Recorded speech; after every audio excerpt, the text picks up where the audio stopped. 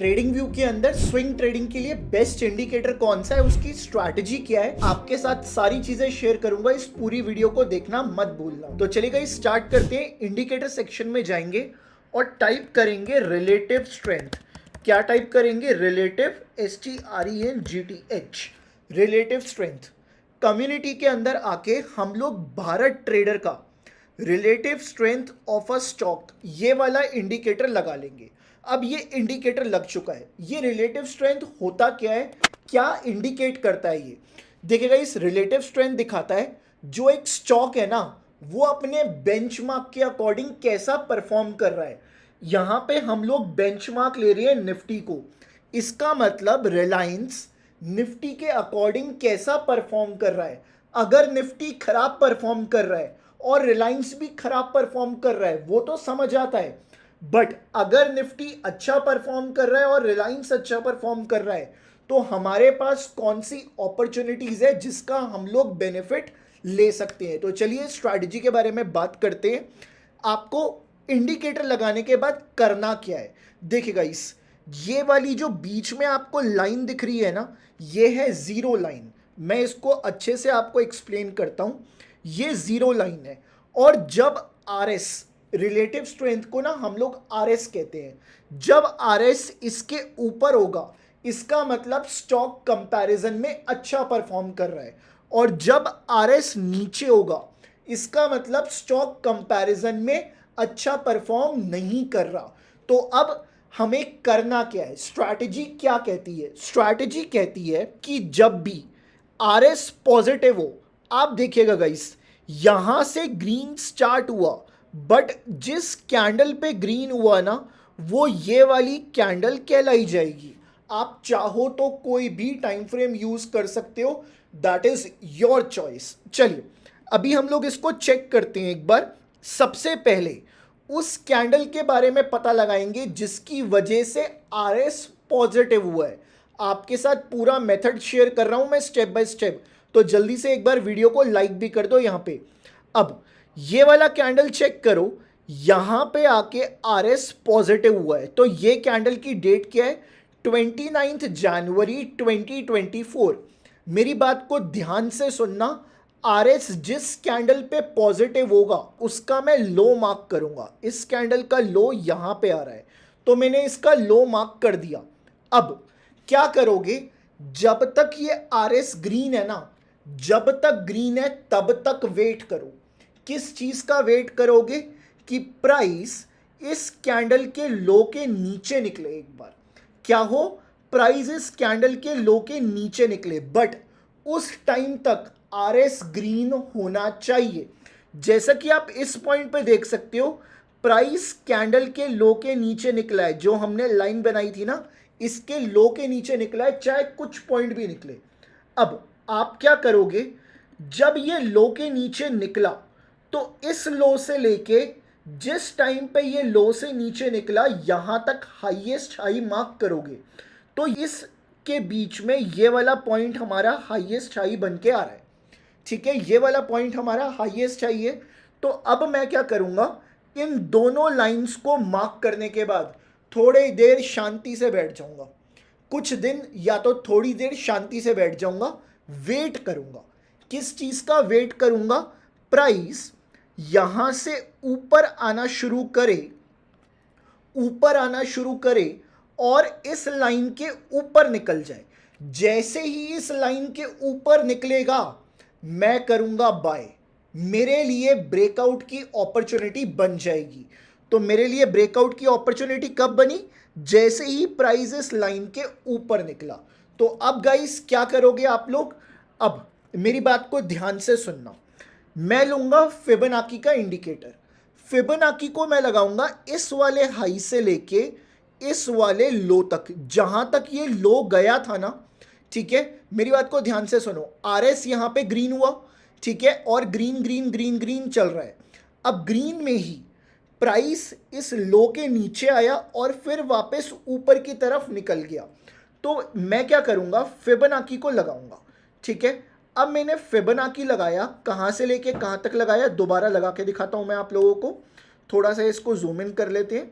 ये वाला जो हाई था जिसके ऊपर लाइन डाली, मैंने वहां से फिबोनाची को स्टार्ट किया।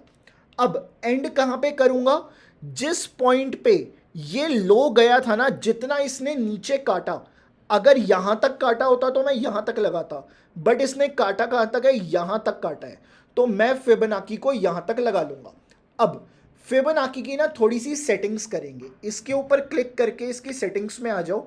स्टाइल में आने के बाद आपको 0 पे टिक रखना है, 0.618 पे टिक रखना है, 1 पे टिक रखना है, 1.618 पे टिक रखना है। बाकी सबको अनटिक कर दो। हमें सिर्फ ये 4 चाहिए और कुछ नहीं चाहिए। तो अब आप देखिएगा, इस जैसे ही प्राइस यहां पे ऊपर निकला तो मैंने क्या करी, यहां पे एंट्री करी। मेरी यहां पे बाय एंट्री बन चुकी है। मेरा स्टॉप लॉस और टारगेट क्या होगा? 1.618 ऊपर की तरफ मेरा टारगेट है और 0.618 ये मेरा स्टॉप लॉस है। इस पॉइंट पे मेरी एंट्री हुई और यहां से मेरे को इजीली टारगेट्स अचीव होते हुए दिखे हैं। अब इसकी प्रोबेबिलिटी क्या रहेगी गाइस? इसकी चलने की प्रोबेबिलिटी काफ़ी ज़्यादा हाई रहेगी, बिकॉज इसमें हम कुछ चीज़ें ऐसी यूज़ कर रहे हैं जो कि काफ़ी ज़्यादा रेलेवेंट है और लॉजिकल है। मार्केट को जो चीज़ें समझ आती है, सिर्फ हमें किस चीज़ की ज़रूरत होगी? पेशेंस की ज़रूरत होगी। मैं टाइम फ्रेम कौन सा यूज़ करूं, that is completely your choice कि आप कौन सा टाइम फ्रेम यूज़ करना चाहते हैं। तो ये मेरा target, this is my stop loss. तो गाइस अभी एक और काम करते हैं, चलते हैं एक और स्टॉक का एग्जाम्पल देखते हैं जिसमें नीचे की साइड का ट्रेड बन सकता है। तो मैंने आप लोगों के लिए ना नोवार्टिस का ट्रेड निकाल के रखा हुआ है।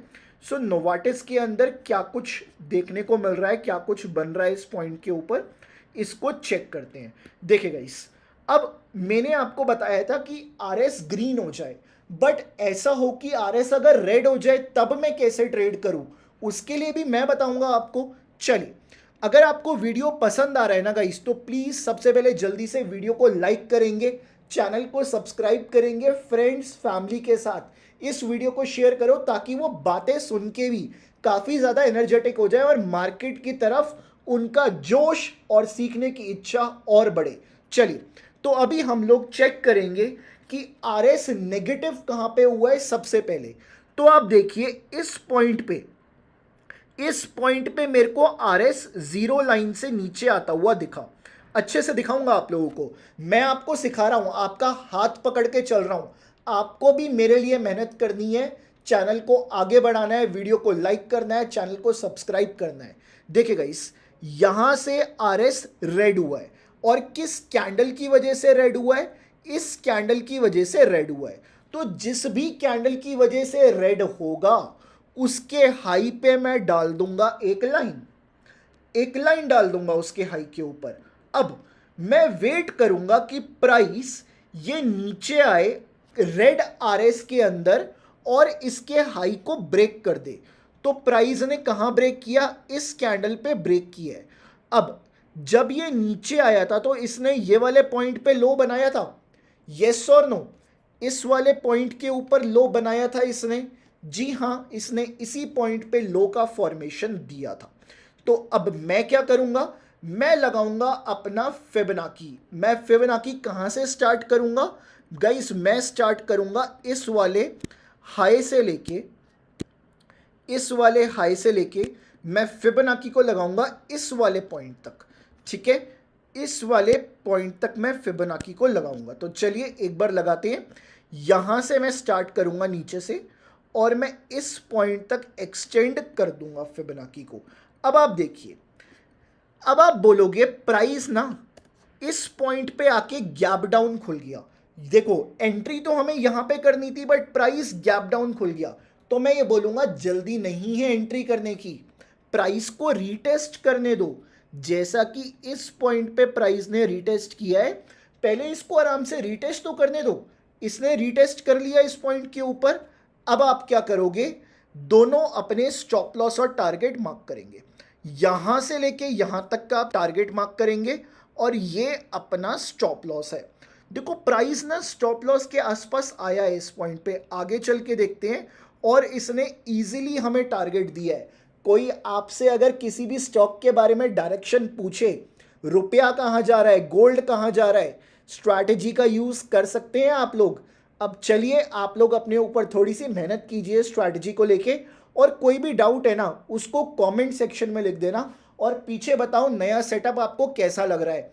अगर आपको ऑफिस का टूर चाहिए, व्लॉग चाहिए कि एक ट्रेडर की लाइफ का दिन कैसा रहता है, तो प्लीज़ कमेंट करके बताइए। आपके लिए मैं जल्दी अपलोड करूंगा उस व्लॉग को भी, और ऑफिस का टूर भी आप लोगों को दूंगा।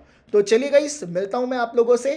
कनेक्टेड रहिए मेरे से। कोई भी डाउट है, मेरे ऊपर व्हाट्सएप नंबर दिया हुआ है, जाके आप मेरे से डायरेक्टली व्हाट्सएप पे कनेक्ट भी कर सकते हैं। तो चलिए आप लोग खुश रहिए और खुशियां बांटते रहिए। मिलूंगा मैं आपसे अगली वीडियो के अंदर।